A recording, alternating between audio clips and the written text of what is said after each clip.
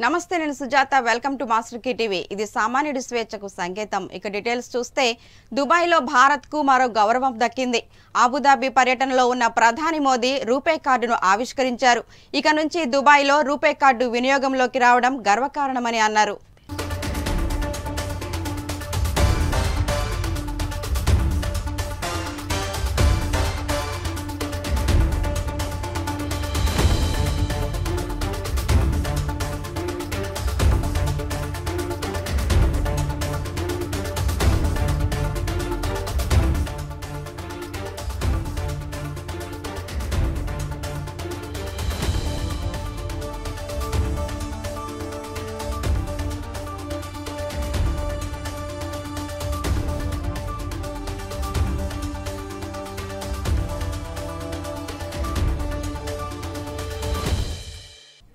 Arab దేశాల్లో తొలి హిందూ దేవాలయం ప్రారంభమైంది అబుదాబిలో బిఏపిఎస్ బోచా సన్యాసి అక్షర పురుషోత్తం స్వామినారాయణ్ సంస్థ నిర్మించిన హిందూ మందిర్ ప్రారంభోత్సవానికి భారత ప్రధాని నరేంద్ర మోదీ హాజరయ్యారు మోదీ ఆధ్వర్యంలో ఆలయ ప్రారంభోత్సవ కార్యక్రమం జరిగింది ఇది పశ్చిమ ఆసియాలోనే అతిపెద్ద హిందూ దేవాలయం 27 ఎకరాల్లో 700 కోట్ల భారీ వ్యయంతో ఈ హిందూ మందిర్ను నిర్మించారు 262 అడుగుల పొడవు 180 అడుగుల వెడల్పు 108 అడుగుల ఎత్తుతో హిందూ మత చిహ్నాలతో భారతీయ శిల్పకళా సౌందర్యం ఉట్టిపడేలా ఆలయ నిర్మాణం చేపట్టారు ఆలయ పలకాలపై రామాయణం మహాభారతం భాగవత శివపురాణ గాథలను ముద్రించారు ఈ ఆలయంలో 402 స్తంభాలున్నాయి ఆలయ స్తంభాలపై దేవతా ప్రతిమలు ఏర్పాటు చేశారు ఆలయ నిర్మాణానికి ప్రఖ్యాత రాజస్థాన్ పింక్ స్టోన్ ఇటలీ పాలరాయి వినియోగించారు 1000 ఏళ్ల పాటు చెక్కు చెదరకుండా ఉండేలా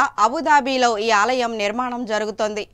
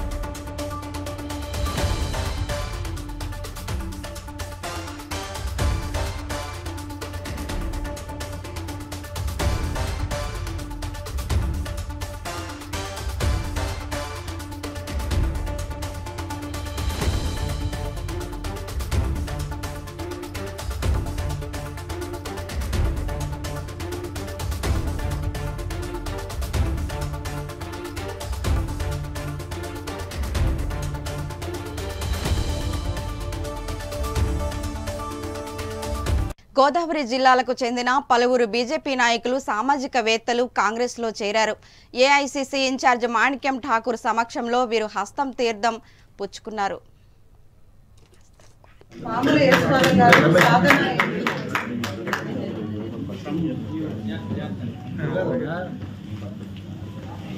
M. Rajshekhar Garu is the Deputy General Manager from Everest Organics. Additionally, Ramesh Garu is from BJP Kisan Cell joining Congress from Rajanagaram.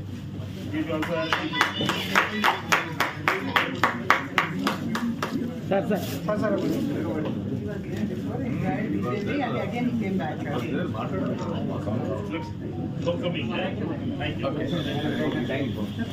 ఎప్పుడు సంచలనాలకు కేర్ ఆఫ్ అయిన కేఏ పాల్ ప్రేమికులకు వ్యాలంటైన్స్ డే ఆఫర్ ప్రకటించారు మీ parents ఒప్పుకోకపోతే నాకు చెప్పండి, నేనే ఒప్పించి పెళ్లిళ్లు చేస్తానన్నారు. ప్రేమించిన తల్లిదండ్రులు ఒప్పించి పెళ్లి చేసుకోండి అని సలహా ఇస్తూ లవర్స్ ఓట్లని తనకే పడతాయని ఆశిస్తున్నట్లు చెప్పారు.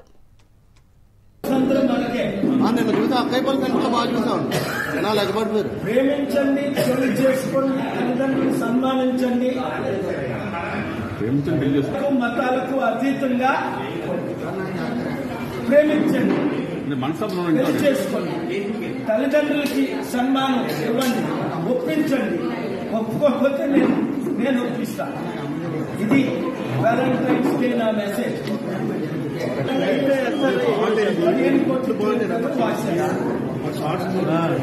నా వైఫ్ తల్లి కులాలకు మనకు సంబంధం 2,000 రూపాయలు ఇచ్చి వాళ్ళు ఒడిశా నుంచి నర్సీపట్నం తప్పించుకొని పెళ్లి చేసుకున్నారు. 2,000 లవర్స్ అందరూ మనకే. తెలంగాణ మంత్రి పొన్నం ప్రభాకర్ పై ఎమ్మెల్యే పాడి కౌశిక్ రెడ్డి నిప్పులు చెరిగారు. తనపై మంత్రి చేసిన ఆరోపణలపై స్పందిస్తూ పొన్నంపైనే విమర్శలు దాడి చేశారు. 2018లో పొన్నం ప్రభాకర్ ఓడిపోవాలని పొన్నం భార్య ఇంట్లో ఆత్మహత్యాయత్నం చేసుకుందని పాడి కౌశిక్ రెడ్డి ఆరోపించారు. ప్రభాకర్ గారు నా మీద అసెంబ్లీలో మాట్లాడింది. నా సతీమణి నా బిడ్డని చేయబట్టి నేను గెలిచినాను మాట్లాడిండు. ఎస్, నా సతీమణి నా బిడ్డ ఇద్దరు నేను గెలవాలి అని ప్రచారం బరాబర్ చేసిండ్రు, బరాబర్ కోరుకున్నారు.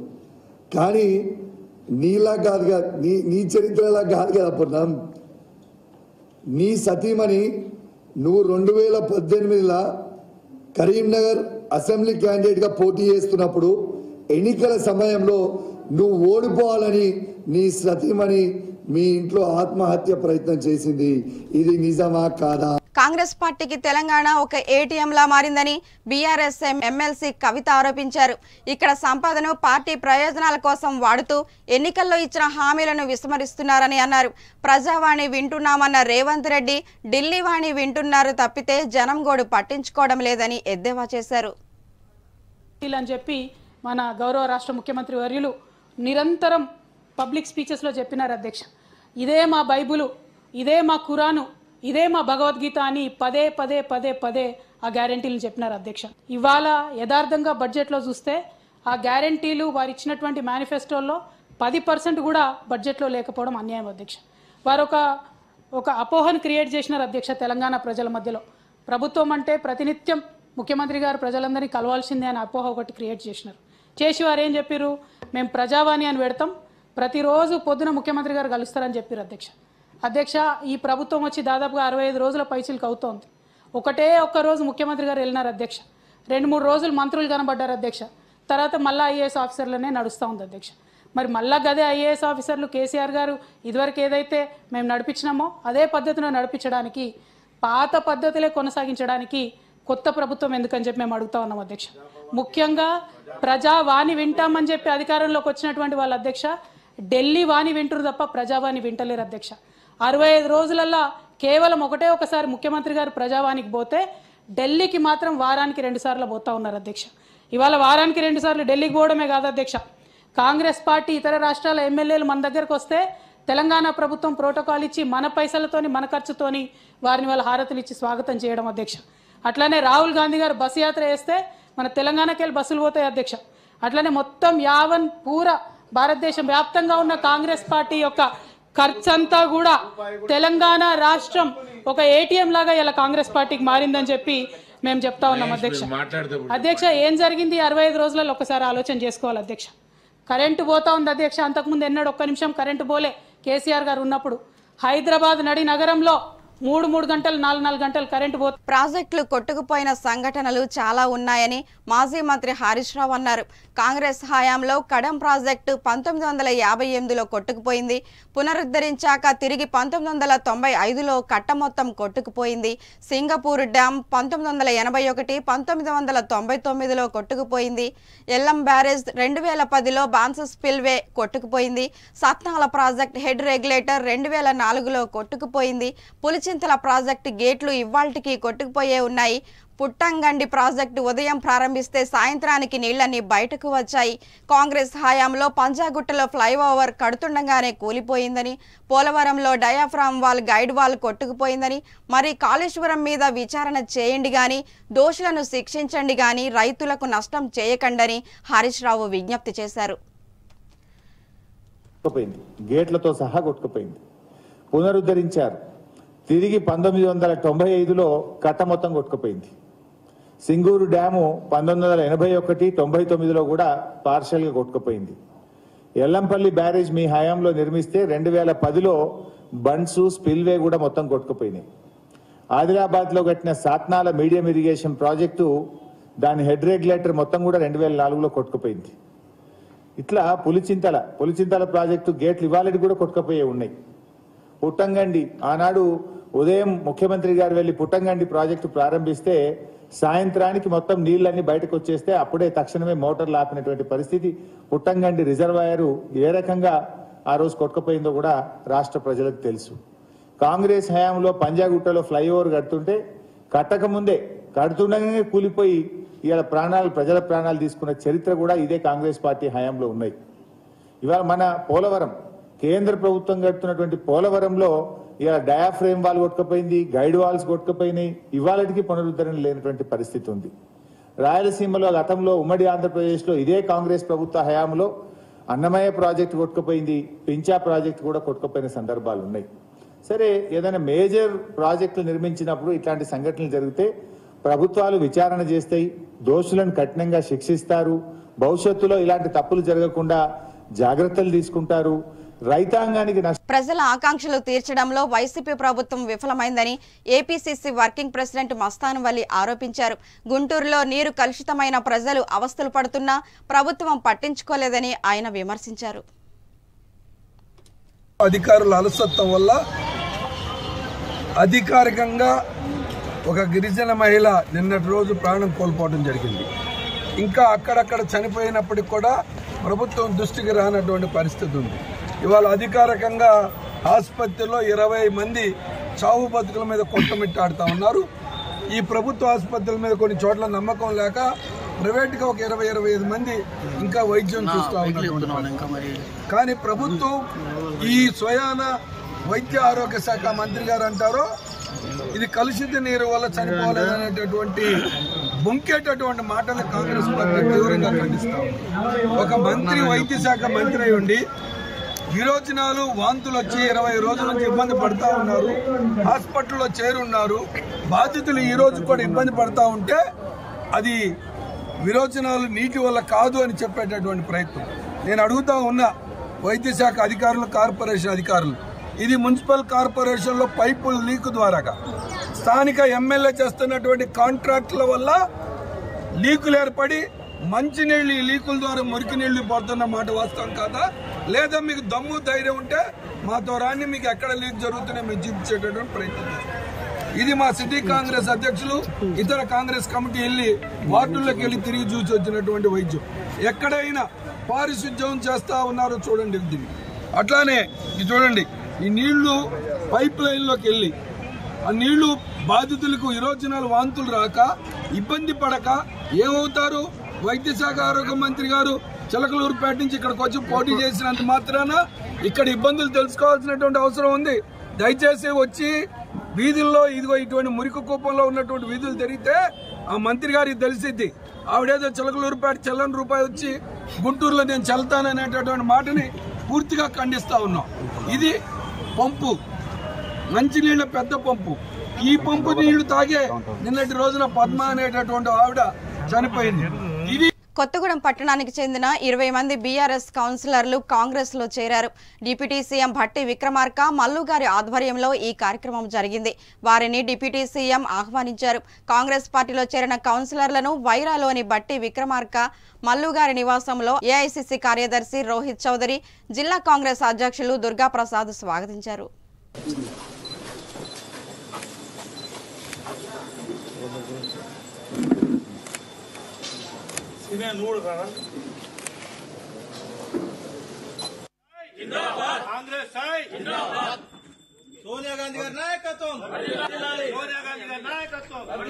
రామగుండం మెడికల్ కళాశాలలో జరిగిన ర్యాగింగ్ దురదృష్టకరమని బీఆర్ఎస్ ఎమ్మెల్సీ కవిత అన్నారు.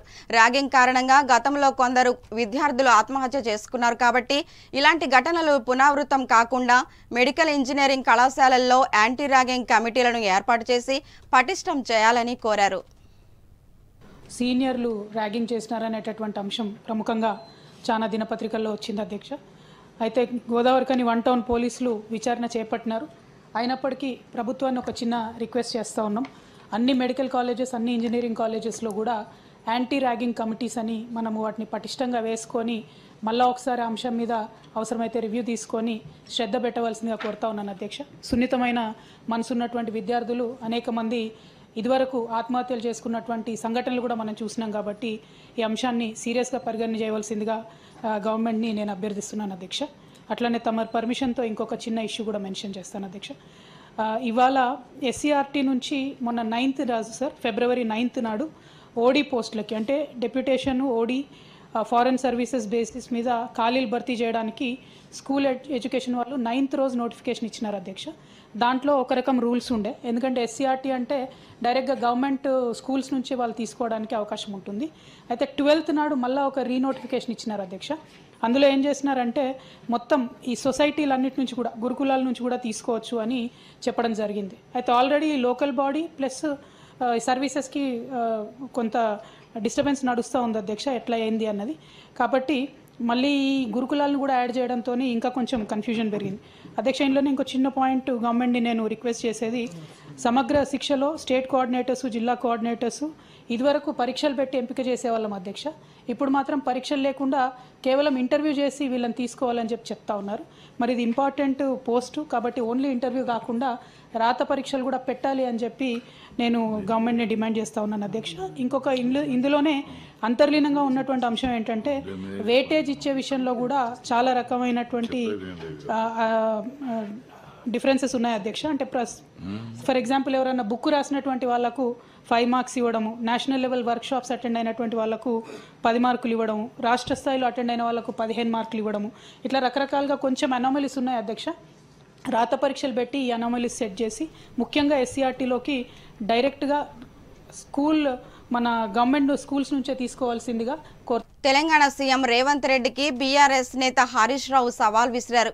రేవంత్ గనక రాజీనామా చేస్తే తాను ముఖ్యమంత్రిగా ప్రమాణ స్వీకారం చేసి కాళేశ్వరం మరమ్మతు చేసి చూపిస్తానని హరీష్ రావు అన్నారు.